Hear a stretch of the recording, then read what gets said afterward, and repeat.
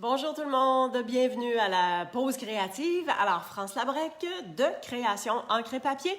C'est le défi estival pour vous faire découvrir le monde de la carterie et tout ce qu'on peut faire avec tout ça.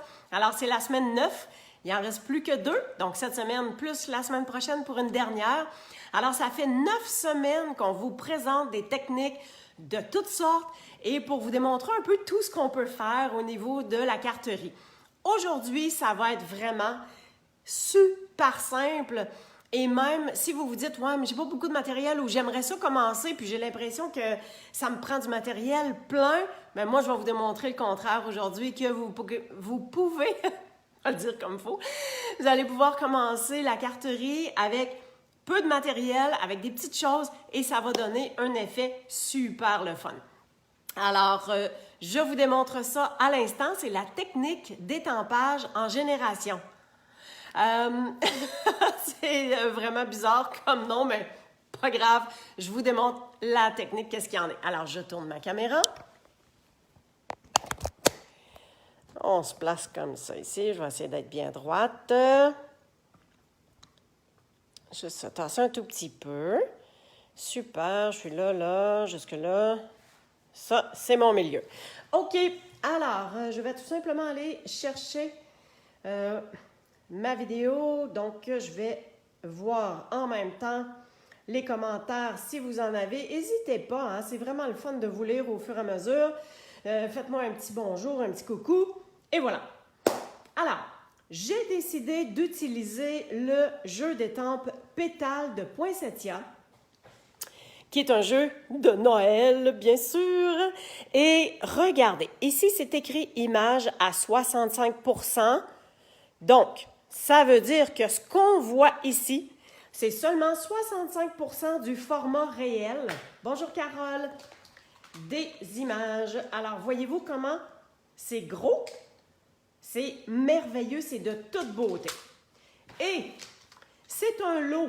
C'est un lot, alors ça vient avec les découpes. Mais aujourd'hui, je vous l'ai dit, c'est une façon de vous démontrer qu'on n'a pas besoin de beaucoup de matériel et que on peut faire de très belles cartes si on n'a pas beaucoup d'outils ou quoi que ce soit. Mais pour celles qui ont la machine de découpe ou qui veulent se procurer la nouvelle machine de découpe de Stampin' Up, regardez, on a les découpes qui peuvent venir agrémenter notre carte aussi. Donc, c'est un step de plus. Fait que quand on commence avec peu, puis après ça, on s'équipe au fur et à mesure. Puis vous autres aussi, vous allez pouvoir faire ce genre de beaux projets-là aussi. OK.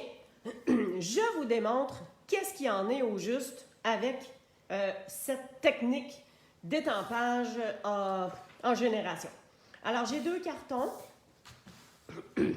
Ça, ce sera mon carton principal qui va être sur ma carte. Pardon. J'ai décidé d'utiliser une carte de couleur cerise carmin. Alors, j'ai pris mon carton, je l'ai coupé à 4 pouces et quart. J'ai fait ma ligne de rainure à 5 pouces et demi. Je plie ça en deux et ce sera ma carte. Alors, qu'est-ce que je fais? Je prends mon encre cerise carmin qui va venir chercher la même couleur. Stampin' Up, ce qui est le fun, c'est qu'il y a la coordination de tous les projets. C'est vraiment A1. Alors, si vous commencez et que vous vous dites, je ne sais pas trop quelles encres acheter, quelle couleur, moi, je vous suggère d'acheter les couleurs foncées parce qu'avec des couleurs foncées, vous allez être capable de faire des couleurs pâles aussi. Alors, je vous démontre.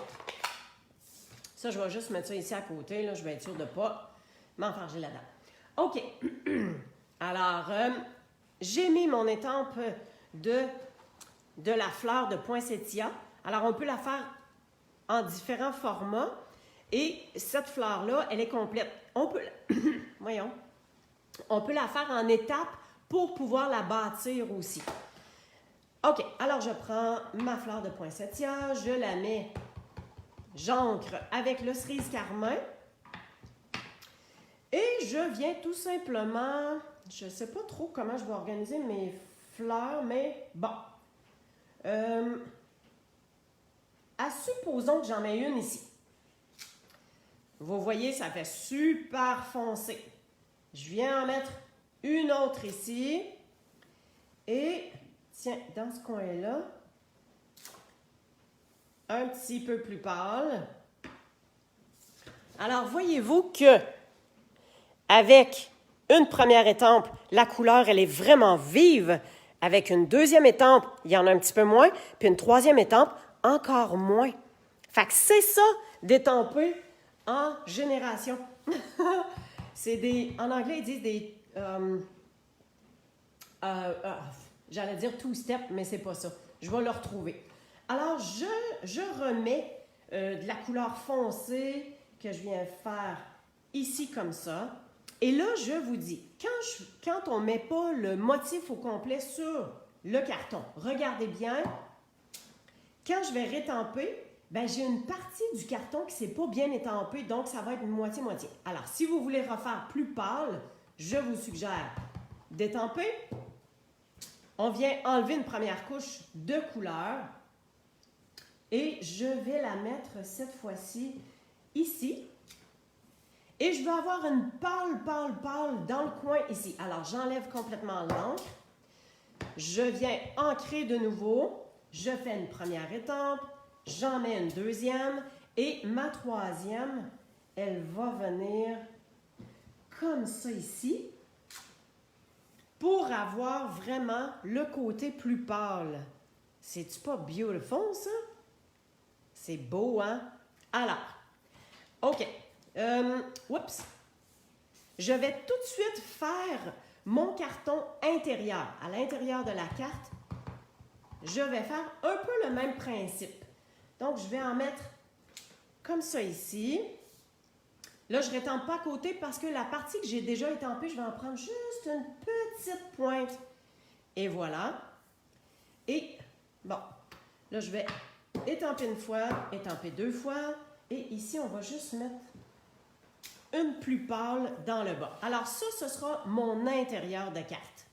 Super! Il y a un petit quelque chose d'autre que je vais faire de plus. Avant de nettoyer mon étampe, surtout dans le rouge, je viens vraiment enlever toute l'encre le plus possible que je peux sur mon carton brouillon. Comme ça, quand on essuie, quand on vient laver nos étampes, ben, il n'y a pas plein d'encre, ça ne vient pas gorger notre chamois avec toute la couleur d'encre comme ça ici. Et voilà, tout est bien nettoyé. Surtout le rouge, on s'assure de nettoyer ça vraiment comme il faut. Excellent. Et j'ai un beau petit pouit-pouit que je vais venir faire des petits picots. Fait, je vais prendre le même principe. J'en mets un foncé. J'en mets un plus pâle, j'en mets un pâle et un autre ici. Tiens, l'intérieur de ma carte, ça va être fait. Maintenant, pour mon dessus de carte, fait que là, j'y vais de façon aléatoire. Un petit peu partout comme ça. Je réancre. J'enlève une première parce que je veux pas... Oh, ah, mais non. Quand même. Je veux l'avoir foncé ici. Je peux remettre un petit pouit. Des fois, c'est juste au rebord. Bon, moi, je pense que ça peut être pas mal correct comme ça. Ça risque d'être trop. Non, quand on se pose la question, là, c'est parce que c'est suffisant, puis on arrête ça comme ça. OK. Alors, autre chose que je veux vous dire, si vous dites, ouais, mais je débute, je veux acheter, oui, un jeu d'étampes, je vais avoir une encre et j'ai pas de bloc pour pouvoir mettre mes étampes. Que ce soit les blocs ou que ce soit l'outil du Stemperatus, si vous ne voulez pas nécessairement acheter ça tout de suite, bon, voici un autre truc, c'est que votre tampon encreur, regardez bien, ça, c'est l'ancien modèle parce qu'ils sont super bons. Alors, ça, c'est l'ancien modèle et ça, c'est le nouveau. Alors, les nouveaux modèles, ils sont super parce qu'ils sont plats. Alors, si vous n'avez pas de bloc encore, ben vous pouvez tout simplement mettre votre étampe sur votre tampon encreur. Et là, je viens ancrer. La seule chose, c'est qu'on ne le voit pas. Hein? Fait que c'est un peu plus difficile à s'aligner. Mais voyez-vous que je suis quand même capable d'étamper. Fait qu'au pire, je me trouve quelque chose qui a une surface plate et que je vais être capable de coller dessus. Fait que ça peut être une idée si jamais on ne veut pas trop dépenser de budget au début et qu'on n'a pas le bloc pour cette situation-là. Dites-vous aussi que dans les blocs, il s'en vend des plus gros. Fait que le truc, c'est qu'on peut acheter le plus gros. Comme ça, dépendamment des étampes, on est capable de s'en servir pour vraiment plusieurs sortes et formats d'étampes. Alors, le petit, c'est fait. Et juste pour vous dire, je vais virer ça de bord. Alors, juste pour vous dire que on a pris une seule couleur d'encre. Eh bien, je vais continuer, puis mon vœu va être dans la même couleur. Alors, je ramène mon encre cerise carmin. J'ai choisi mon vœu. Et comme celle-là, elle est vraiment quand même pâle, c'est sur celle-là que je vais venir mettre mon vœu. Fait que là, je vais me lever, puis je vais essayer de m'aligner vraiment droite. Si je la mets comme ça... Non, je vais la mettre à travers, comme ça ici. J'espère juste que je suis droite. Tiens! Alors, même si c'est ton sur ton, est-ce que vous voyez que ça paraît quand même, ça ressort bien? Fait qu'on peut quand même faire des choses et le mettre ton sur ton. Bon, mon vœu, il est une petite affaire croche. C'est difficile à la caméra, des fois, de vraiment bien s'aligner, mais on s'entend-tu que c'est quand même pas si pire, là? OK. J'avais gardé... Ouais, si je mets ça, là, je vois que mon vœu, il est croche. Fait que je ne mettrai pas ça. OK. Alors, on va faire le montage de notre carte. Donc, vous voyez que pour étamper, je pars d'une couleur foncée et je suis capable d'arriver avec une couleur quand même pâle qui vient donner vraiment plusieurs options, si on veut. Alors, je viens prendre ma colle et je vais coller mon panneau à l'intérieur. Et je vais vous montrer ce qu'on va faire pour le panneau extérieur. On va y donner juste une petite touche de bling-bling. Puis vous allez voir, ça va l'agrémenter super bien. Alors ça, l'intérieur, on est à peu près égal comme ça. Alors, avec la colle blanche, c'est le fun parce qu'on peut jouer un peu avec l'emplacement. Voilà. Et je viens coller mon panneau du dessus. Alors la carte, elle est en toute simplicité. On n'a pas utilisé beaucoup de matériel. Et vous allez être tellement fiers de remettre vous-même vos cartes de Noël à votre famille, à vos amis, avec votre vœu personnalisé.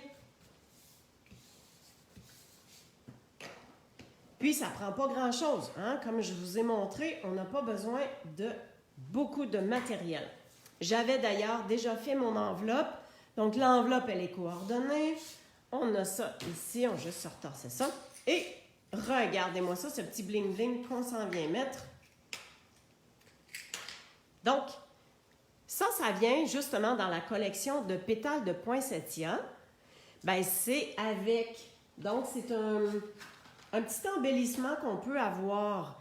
Alors, ça, je viens tout simplement prendre des points de colle que je viens mettre en dessous. Je vais en mettre 3 pour que ça tienne vraiment, vraiment bien. Et je vais le mettre sur ma fleur qui est la plus foncée. Celle qui est, je dirais, la fleur dominante. Alors, je mets ça comme ça. Et... on ne s'arrêtera pas là. Pourquoi s'empêcher de mettre des bling-bling quand on peut en mettre d'autres? Alors, on a des petites perles. Donc, ici, ça vient ressembler, ça ressemble à des perles, hein, on s'entend. Alors, je viens chercher les petites perles et je vais pouvoir en mettre sur les autres les fleurs de poinsettia. Tout simplement. Fait que ça va être délicat. Puis ça va venir compléter.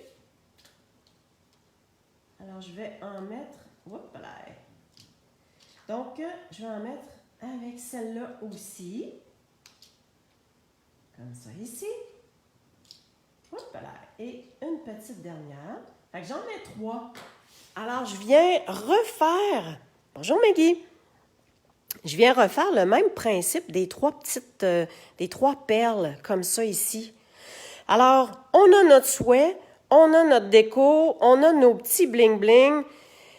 Écoutez, c'est tout ce que ça peut prendre pour avoir une carte fait main qui est super, super jolie, tout en étant faite.